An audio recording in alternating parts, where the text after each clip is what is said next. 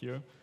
Today we are talking about how we can scale AI safely and consistent with use of a design system in the complex environment of pharma. I'm Nicolas Barcza, an independent consultant with a decade of experience leading omnichannel and data programs across pharma and healthcare. And my name's Ed Hart. I'm the head of design at Graphite Digital, and we're a digital experience agency who focus on health and pharma. Over the last 3 years, Nicolas and I have been working together with our teams to create the Astellas Elements design system, which has changed the way in which Astellas create and deploy and govern their digital products. And I want to start off today by asking you all a little cheesy question. So how many of you here today, and you can raise your hands, have been asked by leadership to go and add some AI? Or in some capacity, you've probably got it as an objective somewhere, okay? Many of us kind of want it. Not everybody necessarily knows why, and it's a bit like that kind of, you know, the tape meme where he slaps it on. I think there's kind of this expectation around that. I think before we start talking about design systems, and I'll get into a little bit more about what design systems are in a little bit, we want to look at where the common mistakes are for when we start to adopt AI. Well, we see it everywhere. Everyone is trying to add AI just because it sounds innovative. But the real question is not when we should be adding AI and where should be adding AI, it's more where people need help. Where are these repetitive tasks, the bottlenecks? In our case, in pharma, maybe the MOR reviews, the approval process of different assets localization across 50 markets. In the end, people don't care about the AI itself. They care more about the outcomes, like faster approvals, fewer errors, and better experience for the HCPs. When someone asks you to add AI, flip the question. Start with the problem, where people need help. You know, these problems become these frictions that, like with a design system, you can document that, and that can help AI improve your process. So some of you might have heard of the comparison that exists between interns and AI. So imagine for a moment this 100 intern problem. You've just hired 100 interns overnight. They're eager, they're creative, they're fast, and on paper, they're probably smarter than you.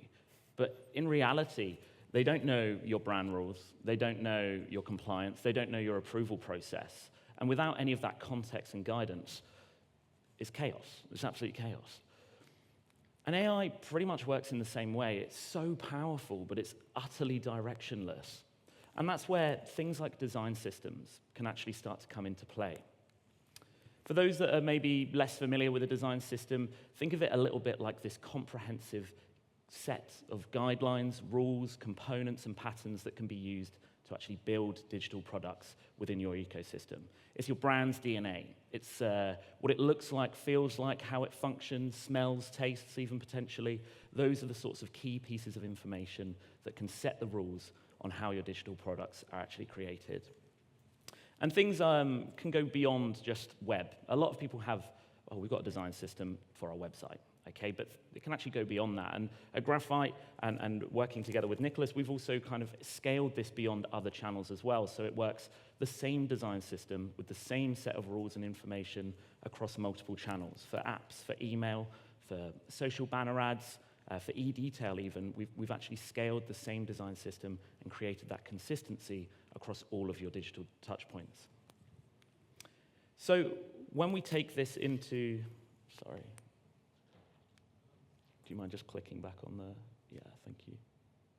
So when we introduce design systems with AI and how that actually kind of starts to scale, that design system with all of those rules baked into it actually becomes the map, the manual, the guardrails that can start to orchestrate how your AI starts to perform at scale, how it can start to interact and get involved with actually building your digital products for you.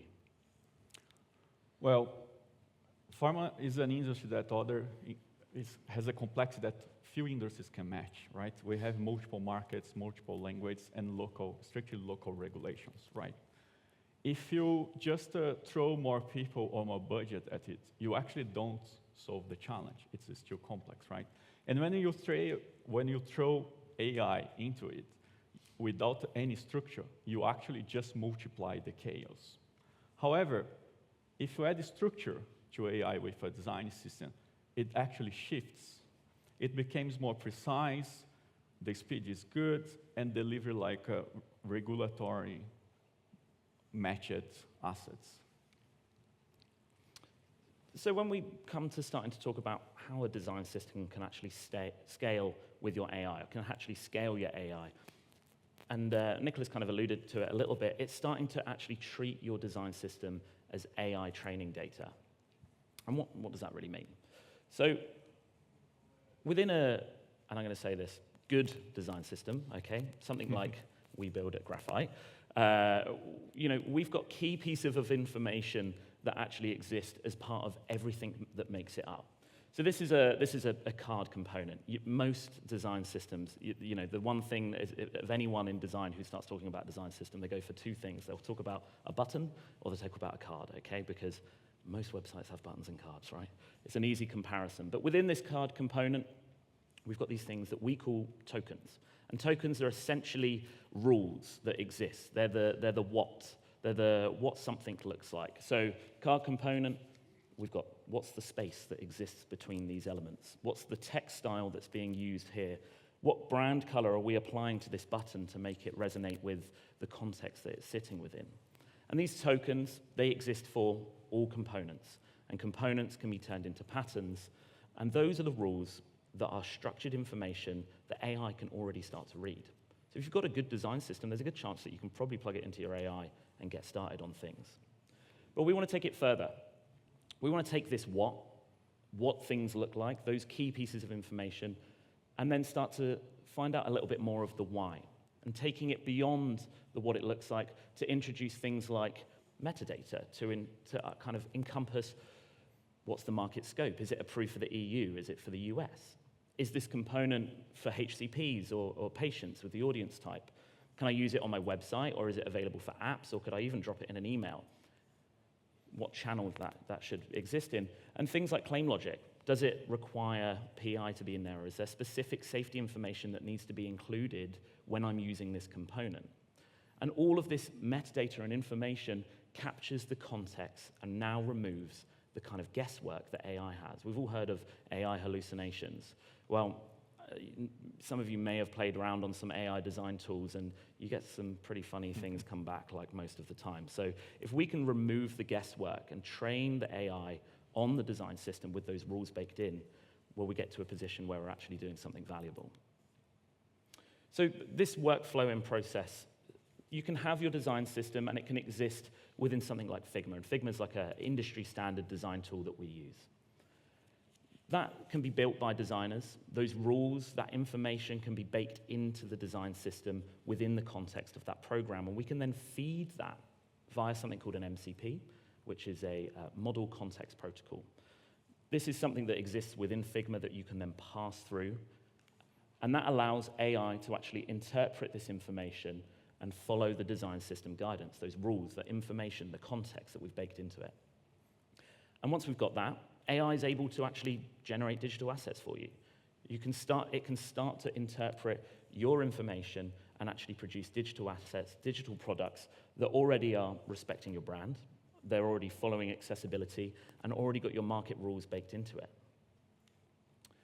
So to get a little bit technical, just as a summary, tokens, those rules, they define how it looks. And the metadata that we can start to build into the components, the patterns that exist within the design system, is the when and why it's actually allowed. It takes it that one step further. And at that point, AI, the model, no longer guesses. It simply just applies the rules in practice. And the result is that we get faster creation of digital assets that are on brand by default because compliance is actually built into them. And AI is then building from the same source of truth that your teams are. So if you have product teams that are obviously building something bespoke, and it's going to get to this place where AI maybe is the standard, and then we have handmade, bespoke kind of things that are produced by humans. They're still going to be working from the same source of truth, right? So digital products being created by humans and digital products being created by AI are all referencing the same source of truth. Cool. we see in other sessions, like some of these examples of how they are applying agents and AI in their process with some of actually the vendors here. But I want to bring some examples for other industries as well. Sainsbury's is one of the UK largest retailer, and they manage thousands of assets on their media workflow. Essentially, they need to apply promotions, like brands, different brands on their promotion, and then they need to check colors, typography, layout, and T's and C's against each of the brands that they are using in the promotion.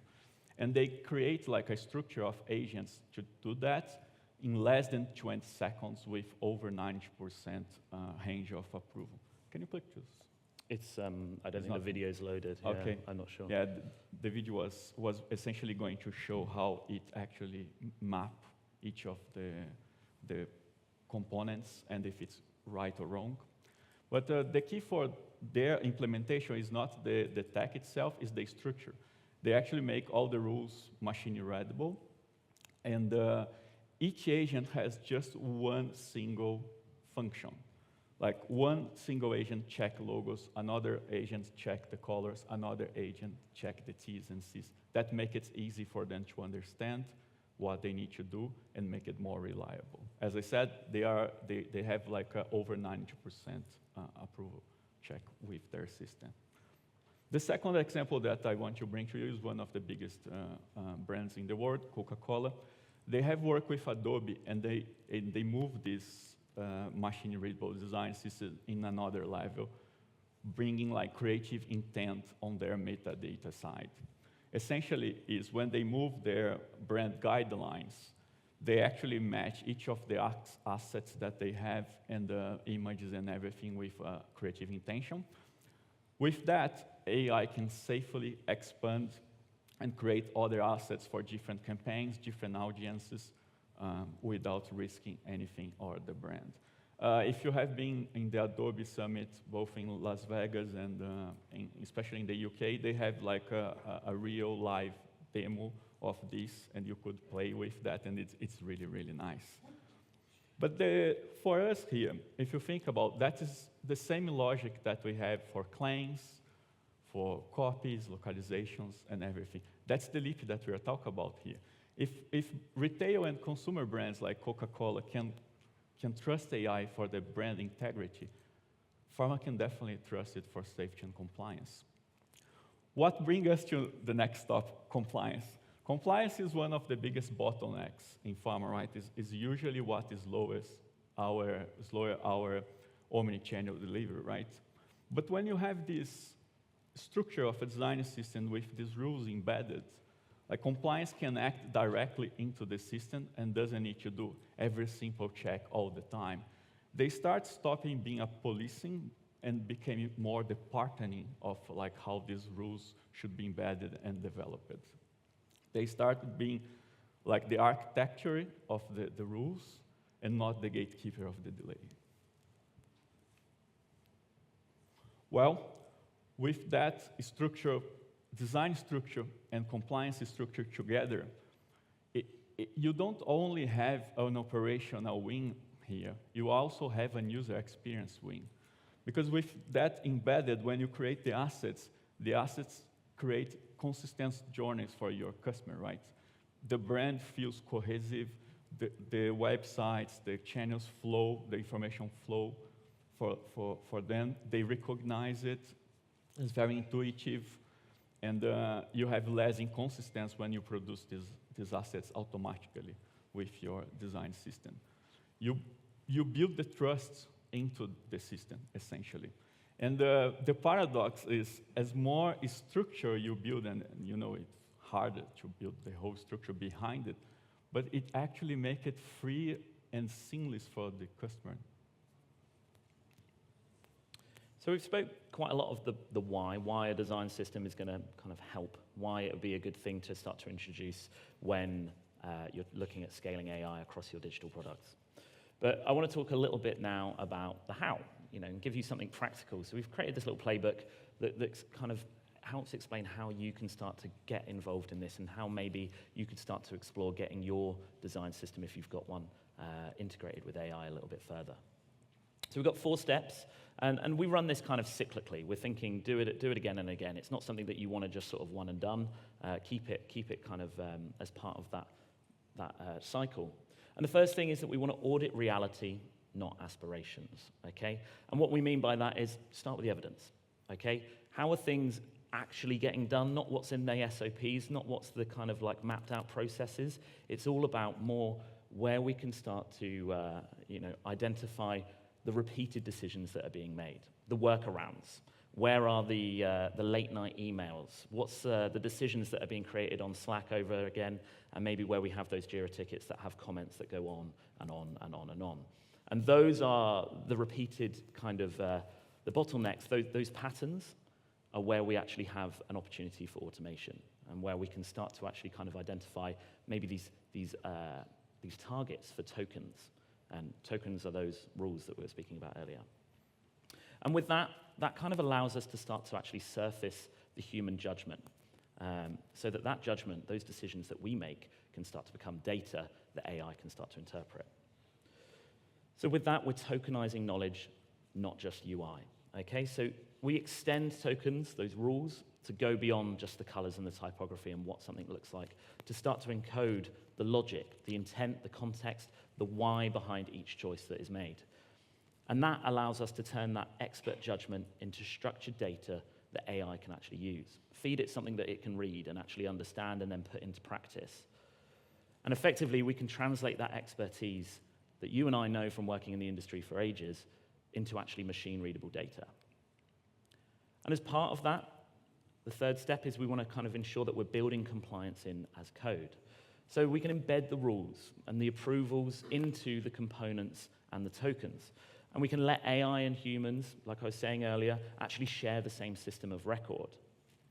This shift of compliance from that kind of final review, like it'll be all right, we'll get it through at the very end, into kind of being actually as embedded as part of how assets are created in the first place, is what we want to kind of achieve here, so that we're shifting from gatekeeper approval process to guardrail approval process, keeping assets on brand and accurate and ultimately safe.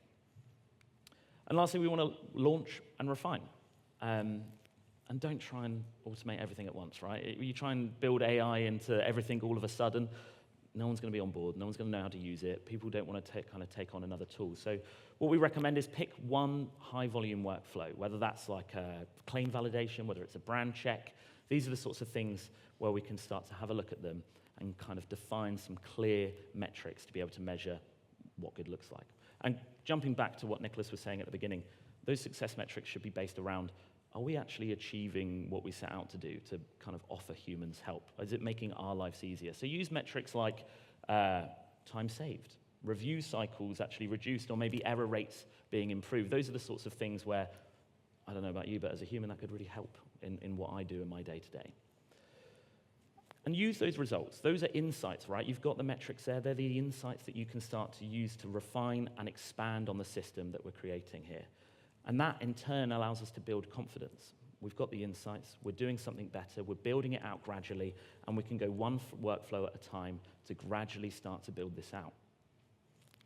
And when it's done right, ultimately, what we're able to do is achieve faster digital asset creation.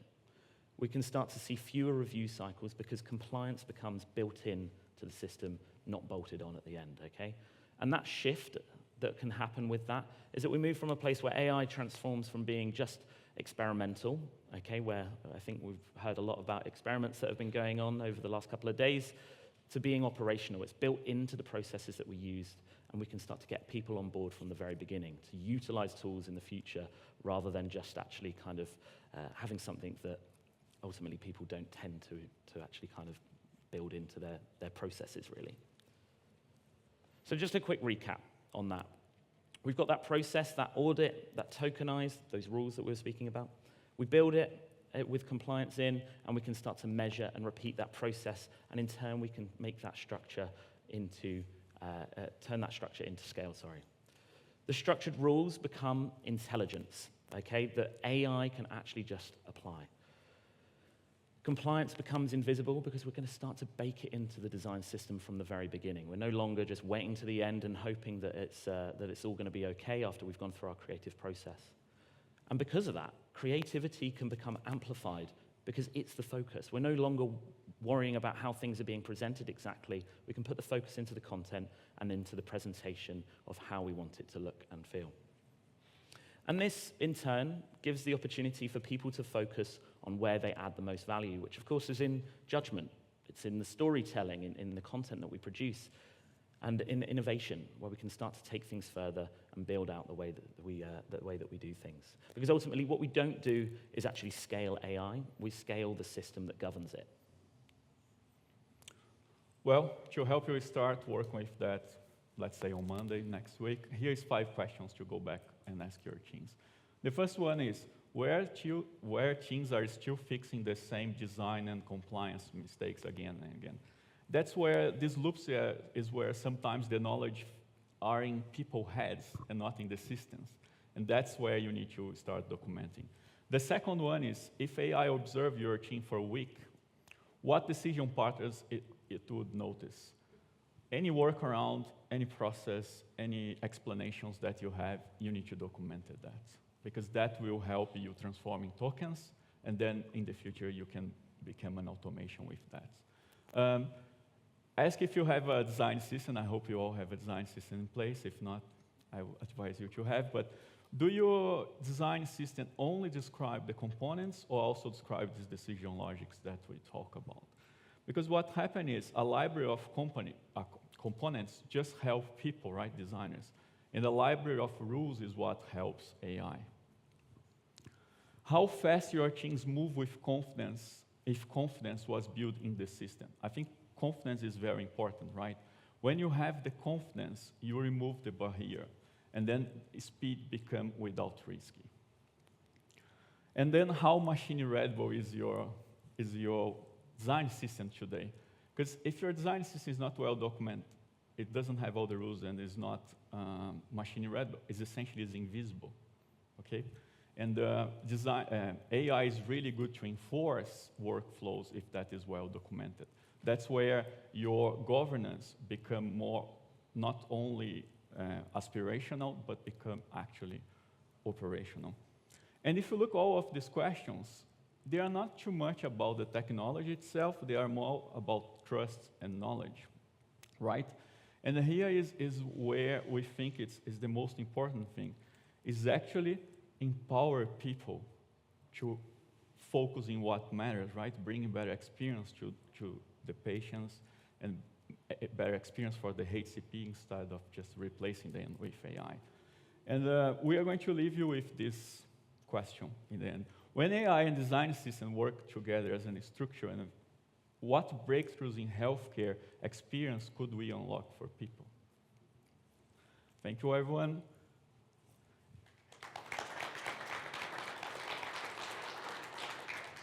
Here is you can see our QR code with our LinkedIn's. I'm preparing like a readiness assessment tool. I have already done the first version, but I will start publishing. It's free, and if you keep in touch, I'm happy to send you to test it. And at Graphite, with Nicolas, we're going to be running a webinar on this very soon as well. So if you want to scan my LinkedIn, keep an eye on the Graphite Digital LinkedIn page. We'll be putting out some socials soon around when that starts to happen, but hopefully looking to get it in the next few weeks or so. But any questions, if we have time? I know we're short, but yeah. We have.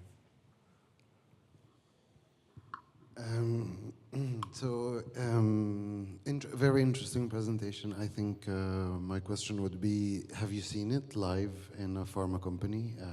And maybe can you talk a little bit about the tools that were used, especially that, I mean, Coca-Cola is not approving content in VivaVault PromoMat, so yeah. It would be interesting just to understand the tools that you used in any pharma company. You don't have to say the name, but it would be interesting. Well, I saw different approaches in 3 different pharma companies, essentially. One actually moved their entire structure to Adobe itself. That means that they don't use Viva, they use Workfront for it. It means that it's literally a seamless experience. and then they can connect all of these agents easily in the system. A second one that I saw, actually, they implemented in Viva Promomats, like a plugin to check and validate like the claims. And it was really interesting because if you have a piece and then you change to Japanese, for example, English, it's already verified the rules for Japan. Like you have different ways of put the claim. You need to put some details, and this tool already work. It's more like a plugin into the Viva. And the third one that I saw is like, I think you probably know Anti-Hill and the work. They have a tool that usually you can create the assets there, and that tool actually communicate directly with the Viva Promomats as well. And then it has some AI to create the assets. We even embedded the design system inside it. The rules, it means that you can create in this tool the assets based on your design system, and that goes straight to Promomats. This one doesn't have the compliance check, but as I said, you just add another plugin into it. But if you go outside, you see like some vendors already has these plugins and everything, and then it's a decision if you want to do externally or not. But yeah, I saw three different farmers with 3 different approaches on that. I think as well on that, just ultimately, the technology is coming, right? There's a lot of people that are already offering this, but it's only going to get better. This is the worst it's going to be where it's at right now, and it's only going to get better. So I think jumping back to some of the questions that Nicolas was raising there in terms of, so is your design system ready for when these tools actually become available, is probably something to really start considering so that you can start to be an earlier adopter of this to be able to kind of set you apart in that kind of process. And just to add a little bit, because probably you're thinking about the compliance, that's the hardest part actually to add to the verification process and all of that. And we worked in a project that I actually spent hours speaking with each of the big countries' MLR team reviewers to understand the rules, and we actually documented that rules. And then when we are creating like a website or a page, we have already these rules embedded to actually try to, we did actually. It took a lot of time, to be honest, because they always talk about the intention of the assets and so on, and then you need to define what's intention, how you verify the intention, break the rules in different points. But that's the key, is documented every single piece, bring every knowledge, every decision, every logic to a copy, because AI can help you like put that together and enforce the rules. Any other questions? Yeah. I don't know how we are on time. Hi, great presentation. Loved it. You talked about the end user. Who is the end user on a design system? Such a great question, and I am so pleased you asked that. There's two. We have 2 end users of a design system, okay? We have ultimately the patient or the HCP that's going to be engaging with the content at the very, very end. But then, well, actually, now arguably 3. We then have these middle steps, okay, which is either your AORs, your design team internally. Those are the people who are actually kind of using the design system to be able to create stuff for you that then gets launched and is then kind of enjoyed, hopefully, by your HCPs and patients at the end. So HCPs and patients, one user group. Your designers are the second user group. And the third now is AI. So I think it's, we need to start to cater to this new user group. Now, a lot of people don't actually start to think about the middle user, I think, in many design systems. As a user of design systems myself, it would be bold to say that many of the people who created these design systems aren't actually thinking about how designers should be using them. And ultimately, that has a knock-on effect on your marketing teams and how they're trying to get their content together because they don't know how to use it. So it's that documentation that I kind of always say, and this is a bit nerdy, but like your design system's only ever as good as your documentation. Because if the people don't know how to use it, well then how are you going to get a decent product out at the end of it? I could waffle on for ages, so does that answer your question? And just to add a little bit, I spoke with the guy that did the Coca-Cola one, and he told me that they actually have to redo their entire branded guidelines, because AI will not read well the current PDF that you have for your brands, because that was built for humans, like for the designers. Now you need to think about that. You need to document that stuff for machines. That's why we touch a lot about machine-readable information, decision logic, machine-readable tokens, and all of that. Because it's not only a human, a designer, or a brand manager that will work with that, it's actually the machines now. And you need to write in a way that the machine can understand in a logical way, and then it will be fine. I think we're probably out of time, but do grab Nicolas or I, or Latif from Graphite is also around, and grab us for a chat later. But thank you very much. Thank you very much.